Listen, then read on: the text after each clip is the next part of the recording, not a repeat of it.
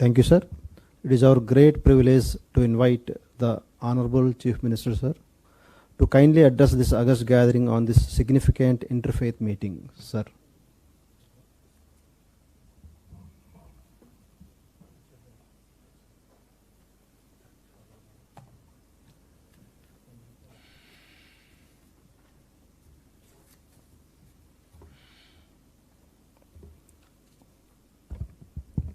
His Excellency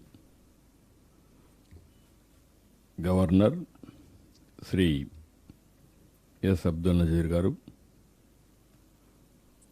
గౌరవనీయులు ఆంధ్రప్రదేశ్ రాష్ట్ర ఉప ముఖ్యమంత్రి పవన్ కళ్యాణ్ గారు,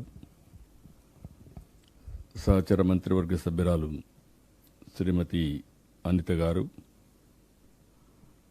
ఈరోజు ఈ సమావేశానికి విచ్చేసినటువంటి అన్ని మతాలకు సంబంధించినటువంటి హెడ్స్ అందరూ ఉన్నారు. హిందూ మతం, ముస్లిం మతం, క్రిస్టియన్, బుద్ధిస్ట్, జైన్, సిక్కు మతాలకు సంబంధించినటువంటి ఆ మత పెద్దలందరికీ, చీఫ్ సెక్రటరీ విజయానంద్ గారు, డీజీపీ హరీష్ గుప్తా గారు, ఈ కార్యక్రమానికి వచ్చిన మిత్రులందరికీ నా నమస్కారాలు.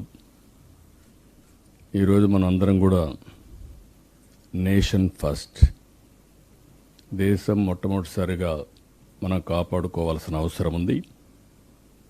దేశంలో ఎలాంటి సమస్య వచ్చినప్పుడు కూడా భారతదేశంలో ఉండే ప్రతి ఒక్క వ్యక్తి మేమందరం సంఘటితంగా ఉంటామని చెప్పడమే కాకుండా అందరం కూడా ముందుకు నడవాల్సిన బాధ్యత మనందరిపైన ఉంది.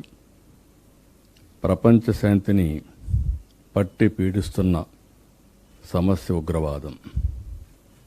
తీవ్రవాదం కానీ ఉగ్రవాదం కానీ ఇవన్నీ కూడా మనం చూస్తే ఆ దేశం యొక్క అనిశ్చిత పరిస్థితికి, ఆర్థిక ఇబ్బందులకి, అన్ని సమస్యలకి దోహదం చేసే పరిస్థితి వస్తుంది. అలాంటిదే పహల్గాంలో ఉగ్రవాదులు చేసిన మారణకాండ. కేవలం పర్యాటకులపై చేసింది కాదు. ఇది ఒక మాటలో చెప్పాలంటే వాళ్ళు ఏ విధంగా చేసినా భారతదేశాన్ని యొక్క శాంతి సుస్థిరతలపైనే దెబ్బతీసే పరిస్థితికి వచ్చారు. ఇలాంటి సమయంలో మనం అందరం కూడా మతాలకు, కులాలకు, ప్రాంతాలకు అతీతంగా ముక్త కంఠంతో దేశం అంతా కూడా దీన్ని ఖండించాల్సిన అవసరం ఉంది. ఆ రోజే మనందరం ఖండించాం. మనందరం ఇప్పుడు మాట్లాడిన విషయాలు మనం ఆలోచిస్తే అందరిలో ఒకే భావన, నేషన్ ఫస్ట్, వీఆర్ ఇండియన్స్ అనే భావంతో మనం ముందుకు పోయాం. అదే సమయంలో జరిగిన నష్టాన్ని తిరిగి తెచ్చుకోలేం. ఆ దాడిలో చూస్తే 26 మంది అమాయక ప్రాణాలు కోల్పోయారు. నేను కూడా పోయి చూశాను. వాళ్ళ బాధ ఒక విధంగా చేయాలంటే ఎవరు తీర్చేది కాదు. అయితే మీరు ఇంకొక పక్క చూస్తే అది జరిగిన తర్వాత మన రాష్ట్రంలో కూడా 2 చనిపోయారు. అలాంటి జరిగిన తర్వాత భారతదేశం కూడా ఉగ్రవాదం పైన ఎప్పటి నుంచో పోరాడుతున్నాం. ఆ పోరాటంలో ముందుకు పోవడం, దాన్ని ఉగ్రవాదం మీద పోరాడిన విషయం కూడా మనం చూస్తున్నాం.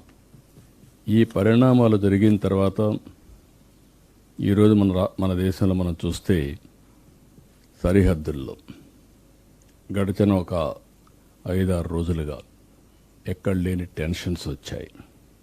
ఆ టెన్షన్స్ వల్ల ఈరోజు మన త్రివిధ దళాలు కూడా, డిఫెన్స్ కూడా వీరోచితంగా పోరాడారు, దేశభక్తితో పోరాడారు. కొంతమంది ప్రాణాలు కూడా పోగొట్టుకున్నారు. అందులో మన రాష్ట్రానికి సంబంధించినటువంటి తెలుగు బిడ్డ మురళీ నాయక్ కనీసం 22-20 సంవత్సరాల్లో ఏదైనా నేను చేయాలంటే ఈ దేశం కోసం నేను పనిచేయాలి, నేను మిలిటరీకి పోవాలని చెప్పి వెళ్ళడమే కాకుండా దేశ రక్షణకు పోయినప్పుడు ఓసారి ఒకవేళ ఎప్పుడైనా నేను చనిపోతే జాతీయ జెండా కప్పుకొని నేను చనిపోతానని కూడా ముందుగానే చెప్పాడంటే అది అతనికి ఉండే పట్టుదల, ఆ పట్టుదలతోనే ఈ సైన్యంలో చేరి వీరోచితంగా ప్రాణాలు పోగొట్టుకున్నాడు. ఇలాంటి అమాయకులు చాలామంది దెబ్బతినే పరిస్థితికి వచ్చారు. ఇక్కడ మనం గుర్తుపెట్టుకోవాల్సింది, భారతదేశం ఎప్పుడు కూడా వేరే దేశాలపైన యుద్ధం చేయాలన్న ఆలోచన ఎప్పుడూ ఈ దేశానికి లేదు. ఈ దేశం యొక్క ఆలోచన దేశ సార్వభౌమత్వాన్ని కాపాడుకుంటూ స్వయం ప్రతిపత్తిని ఎవరొచ్చినా మన మీద వస్తే మాత్రం మనం గట్టిగా ఉంటాం. తీవ్రవాదం కానీ ఉగ్రవాదం కానీ ప్రజల్ని బాధ పెట్టే ఎలాంటి సమస్యలను కూడా మనం ఎప్పుడూ ఉపేక్షించే పరిస్థితి ఉండదు. అలాంటి పరిస్థితుల్లో ఇలాంటి సంఘటన జరిగినప్పుడు ఇప్పుడు నేను మిమ్మల్ని అందరినీ చూశాను. ఒకే మాట మీద ఉన్నారు. అందరం కూడా ఏ కులమైనా, ఏ మతమైనా, ఏ ప్రాంతమైనా అందరం కూడా భారతదేశం కోసం పనిచేస్తామని ముక్త కంఠతో చెప్పారు. ఇందులో ఆంధ్రప్రదేశ్కి వచ్చినప్పుడు నేను మిమ్మల్ని అందరినీ ఎన్నో సంవత్సరాలుగా చూశాను. ఇక్కడ ప్రజాస్వామ్యంలో విభేదాలు ఉండొచ్చు, ఒక్కొక్కరు ఒక అభిప్రాయంతో సిద్ధాంతాలతో ఏకీభవించకపోవచ్చు. కానీ రాష్ట్ర భవిష్యత్తు వచ్చినప్పుడు, దేశ భవిష్యత్తు వచ్చినప్పుడు ఎప్పుడూ వెనకాడిన సందర్భాలు లేవు. రెండోది, మత విద్వేషాలు కూడా లేనటువంటి రాష్ట్రం ఈ ఆంధ్రప్రదేశ్ రాష్ట్రం అని చెప్పి కూడా నేను మీకు తెలియజేస్తున్నా. అందుకే మనందరం ఈరోజు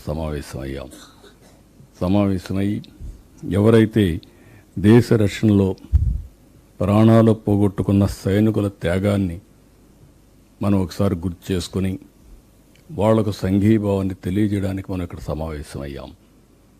భారతదేశం చేసే పోరాటానికి మనం ముక్త కంఠంతో వారికి కూడా సంఘీభావాన్ని తెలియజేయడానికి మనం ఇక్కడ సమావేశమయ్యాం. అదే మాదిరిగా మీరు చూస్తే సరిహద్దు రాష్ట్రాలు ఎంతో ఈ 5-6 రోజుల నుంచి ఈ బాంబుల మొత్తం ఎక్కడికక్కడ నానా ఇబ్బందులు పడ్డారు. కొంతమంది అయితే పిల్లలు చదువుకునే వాళ్ళు కూడా డిస్టర్బ్ అయ్యి సొంత రాష్ట్రాలకు వచ్చేసే పరిస్థితికి వచ్చారు.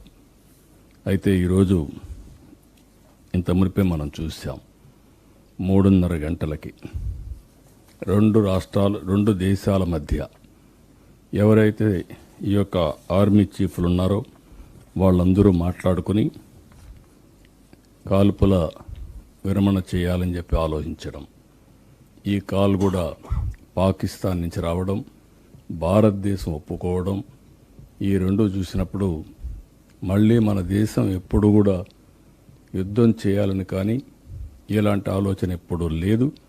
కానీ ఉగ్రవాదం మీద, టెర్రరిస్టుల పైన రాజీ లేని పోరాటం చేస్తామని ముందు చెప్పారు.